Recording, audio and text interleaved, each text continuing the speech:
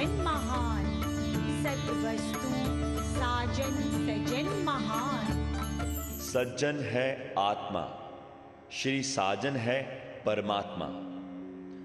स का अर्थ है ईश्वर, उसमें जीवात्मा भी आ जाती है, सूरज चांद भी आ जाते हैं, जंचर बंचर भी आ जाते हैं और उसमें ज्ञान भी आ जाता है। जितना भी ब्रह्मांड में है उसमें सब कुछ आ जाता है। यहाँ ईश्वर क्या है और जीवात्मा क्या है उसको जान लेना आवश्यक है। ईश्वर अर्थात क्लेश, कर्म, विपाक तथा आशय से पृथक परमेश्वर जो सबका स्वामी व मालिक है। जीवात्मा अर्थात प्राणियों का वह चेतन तत्व जिससे वे जीवित रहते हैं, जिसे आत्मा भी कहते हैं। ईश्वर और जीवात्मा इन दोनों में कोई फर्क नहीं है, दोनों ही अजर, अमर, अभेद हैं। स के साथ आ की मात्रा लगाने से बन जाता है सा। मतलब जब स से सा हो जाता है तो यह जनाता है कि ईश्वर हमेशा समान रहता है, एक रस रहता है।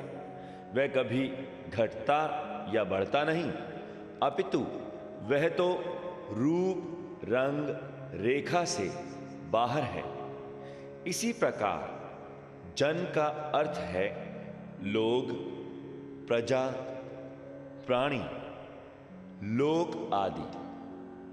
सा के साथ जन जुड़ने से जो शब्द बनता है वह है साजन, अर्थात वह अविनाशी अलौकिक सत्ता जो ब्रह्म, जीव और जगत में समरूप से एक रस भासित है। यहां ब्रह्म शब्द का अर्थ स्पष्ट कर दें कि ब्रह्म वह सबसे बड़ी तथा परम नित्य चेतन सत्ता है जो जगत का मूल कारण और सच्चित आनंद स्वरूप मानी गई है। सा जो सदा समान, तुल्य व बराबर रहता है, उस ईश्वर का मान सूचक शब्द है। समानता उस निर्गुणिया का रहस्यमय सर्वोत्तम महान गुण है।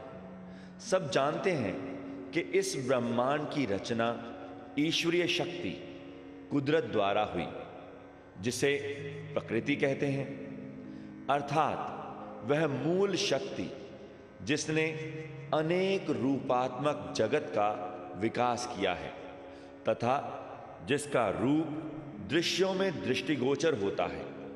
फिर वह शब्द अपनी शक्ति सामर्थ्य या आद सत्ता अर्थात वह शक्ति जो अधिकार बल या सामर्थ्य का उपभोग करके अपना काम करती है, उस सत्ता बल पर कीड़ी कोलों हाथी अंदर और ब्रह्मा कोलों तृण अंदर यानी संपूर्ण ब्रह्मांड में सुरत रूप सुशोभित हो सबका पति परमेश्वर कहलाया।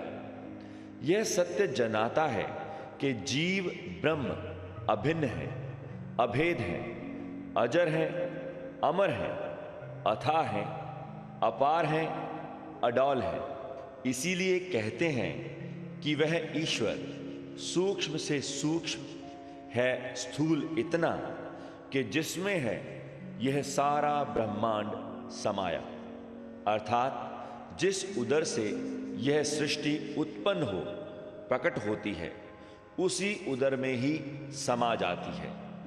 यह सृष्टि का यह सत्य कि वह जहां से उत्पन्न होती है फिर उसी में समा जाती है, सृष्टि या जगत की